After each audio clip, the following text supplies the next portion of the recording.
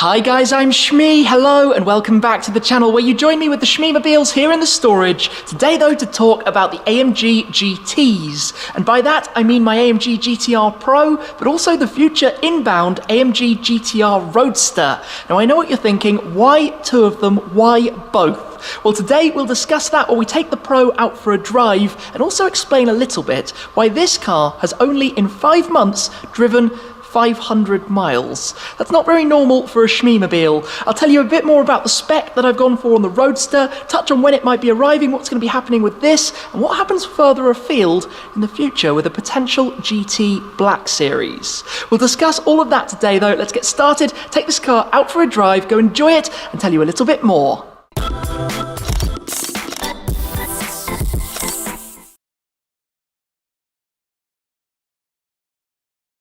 In my eyes, this is one of those cars that just looks immense from any angle, wherever you're standing and looking at it, but in particular, how it's parked right now, the side profile, where you've got that gigantic long bonnet, the seating position back towards the rear axle, and the whole car just looking poised for attack. Of course, the Pro is the even more track-focused version than the already pretty track-focused AMG GTR, the car that I had before and owned for 2 years, drove in total about 20,000 miles, doing everything from driving on snow to driving on the racetrack. This, the natural successor though, they only made 750 of them in total. I wasn't too sure before receiving it what the Designo Diamond White paintwork would look like. Normally with the Shmeemobiles, as you can see, I kind of like my bright colours. In this case, something a bit different, but the contrast that you get from the white paintwork with the gloss piano black stripes that we did at Topaz, and then all of the aero parts, really and truly works, makes it look incredibly cool. But of course, the biggest changes from the GTR are to do with the aero. For example, the extended splitter at the front, the flicks around the corner,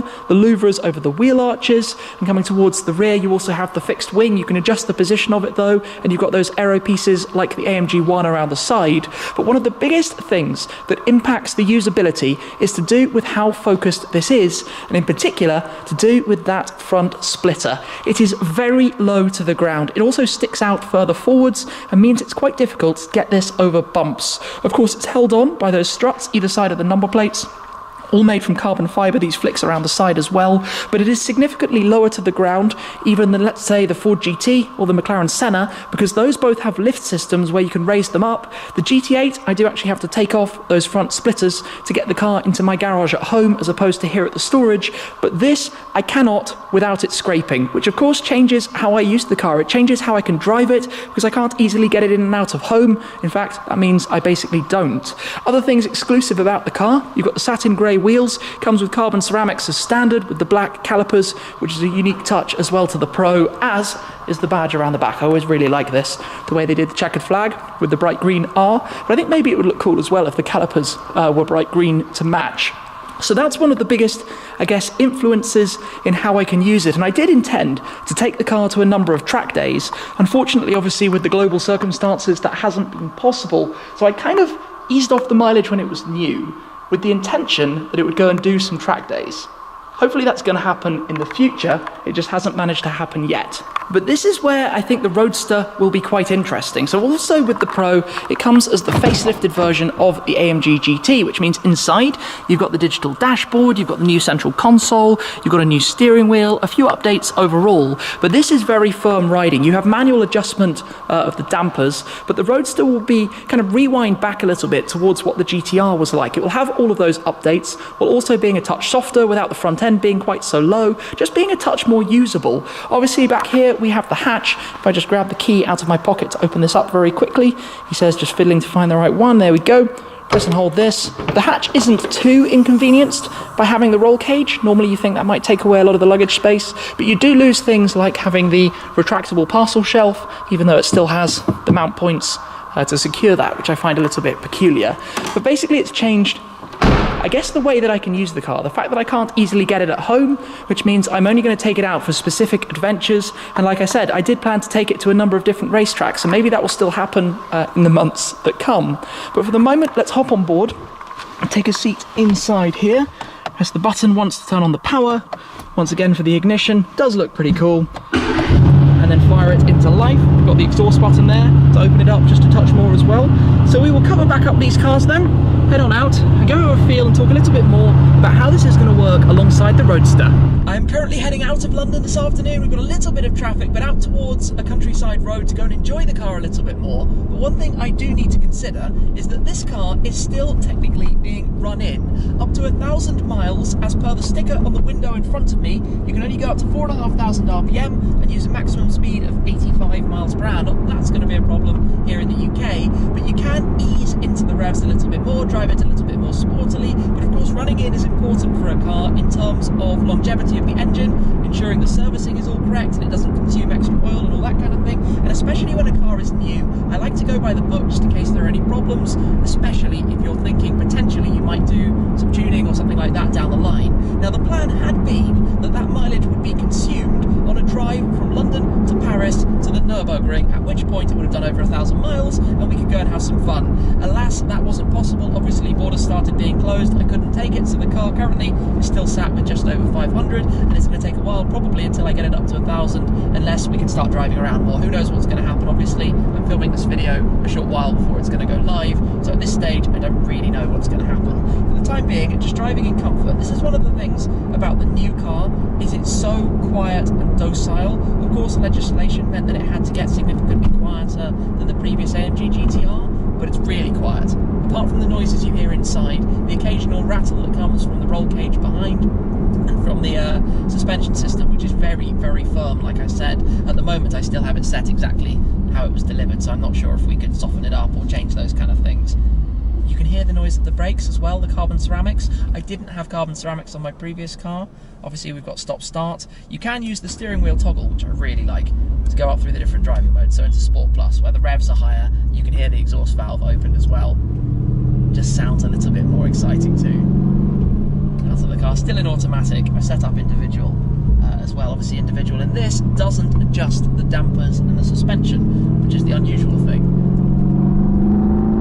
I love the way it corners, just like it's on rails. The steering in these cars, thanks to having up to 3 degrees of rear wheel steering, which is a lot more than most cars, just makes the car zip around any corner you throw it at. And obviously, it was developed intensely at the Nürburgring, so it's a car very much at home in that kind of environment. And I very much enjoyed when I drove the factory car at Hockenheim to experience exactly what it was like as well, and just feel that the Pro introduced a bit more front turning, but it's really a car for the track, which is what I wanted to do. Like I said, I had plans to go to the Nürburgring GP, to the Nordschleife, to Zandvoort, to Ascari, to Portimao, but all of that, unfortunately, not possible at this stage. Maybe in the future, maybe later this year, which will lead me on to what about this and the Roadster and one or the other or both.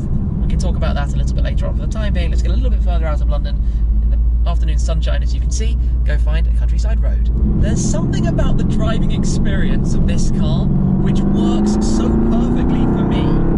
I guess I spent so much time in the AMG GTR that I feel completely at home in this form factor. Massive amounts of the car up ahead of you, lots of power to the rear wheels. Of course, we're on the Sport Cup 2 tyres, but not doing anything silly, so we're not going to break traction anywhere or anything like that. There are perfect places to do that in the future, of course. But just driving like this, it feels so connected. It feels huge. It's a very wide car. You know, this is even wider than the SLS Black Series. Initially, I thought the Black Series was probably wider than this, but I think this is just a couple of centimetres ever so slightly wider in total. But you cruise along, you know, a road like this, it just feels awesome with the sun, low sun this afternoon. This is the car I enjoy driving. I'm just sad that I haven't had all of the opportunities that I wanted to have to drive it, even before now, because obviously I took delivery, well, late October, November time, it was about back then. So you can hear a little bit from the brakes, which is not ideal, but the downside of carbon ceramics. Coming round here though, I am going to use the button on the steering wheel to pop it into manual, just to hold the gears a little bit and enjoy, well, using the 4,500 RPM, I suppose. Nice twisty road that we've got here.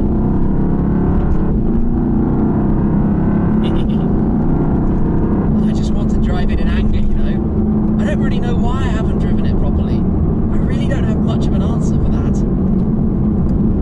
It needs to have the legs stretched properly, not just occasional drives out. Oh, there we go, a little bit of the burbles driving in towards the sun now. I love the power delivery of it. It's really, really nice. It's just very, very big on small roads like this. So yes, the other thing I was saying about GTR Pro and GTR Roadster. Let's talk about the Roadster. We'll get to the spec a little bit later. So originally, I thought maybe I would go for both, given how much I love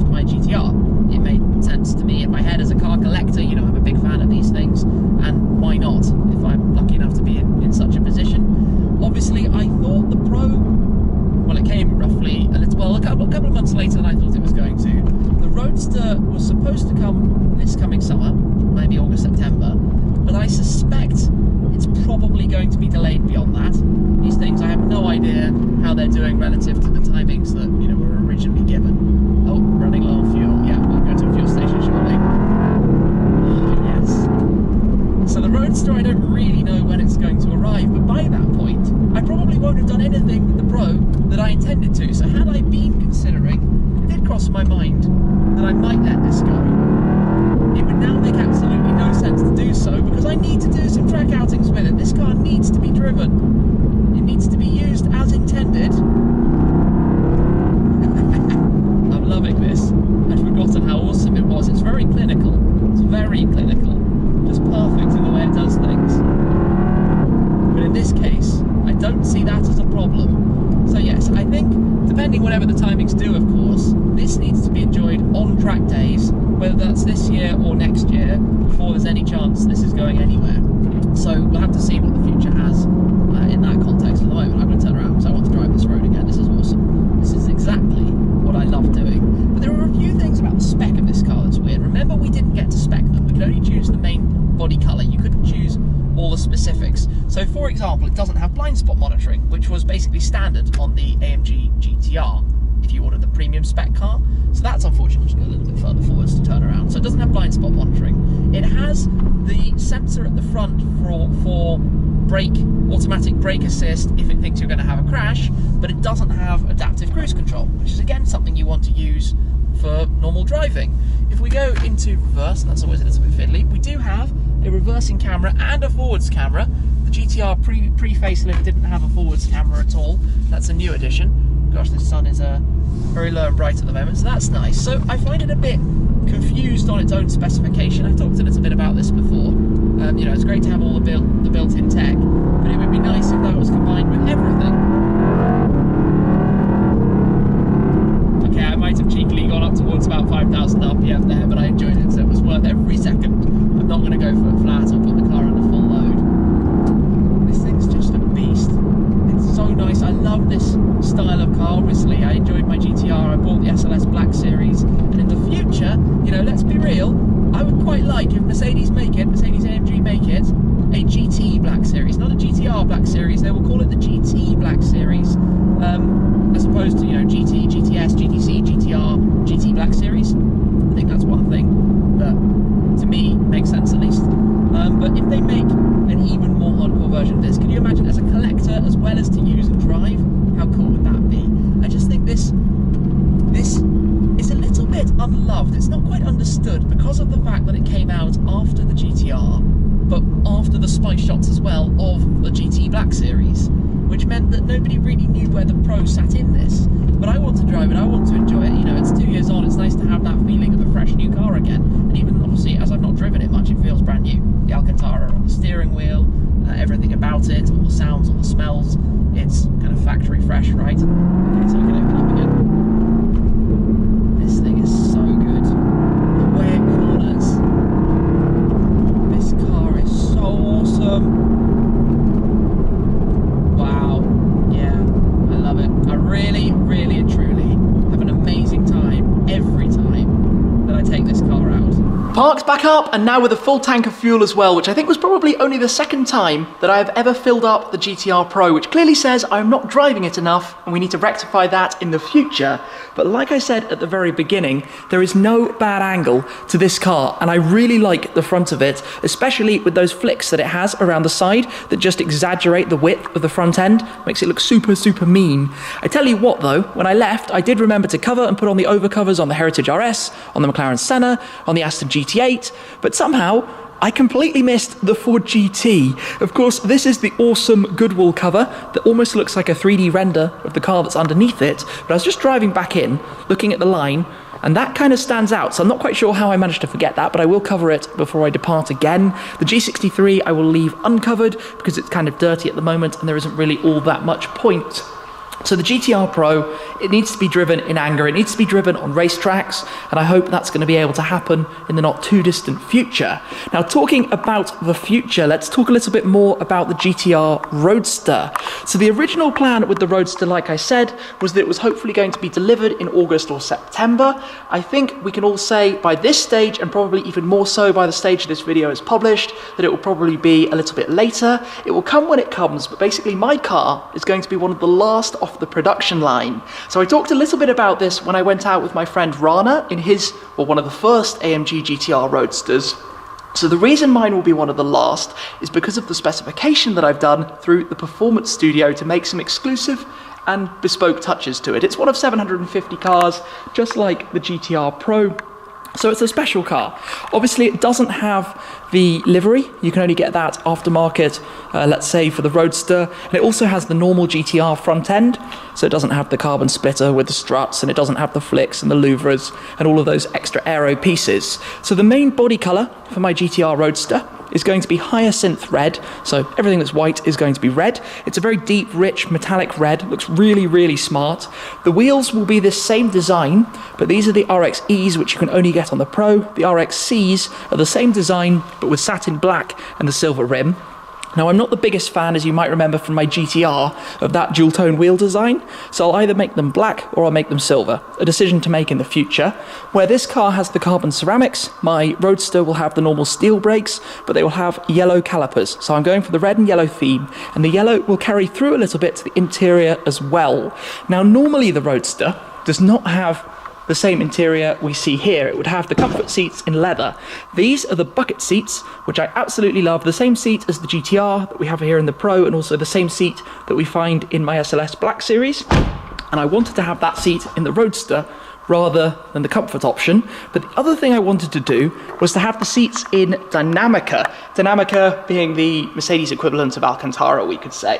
So my car is hopefully going to have the bucket seats in Dinamica. It will be black on the interior with yellow stitching, yellow seat belts, and a yellow headrest embroidery to match with the yellow calipers that it will have too. So overall, it will be red with those small yellow touches. I think it's going to be super, super nice. I can't wait for it. Really, really, really looking forward to that.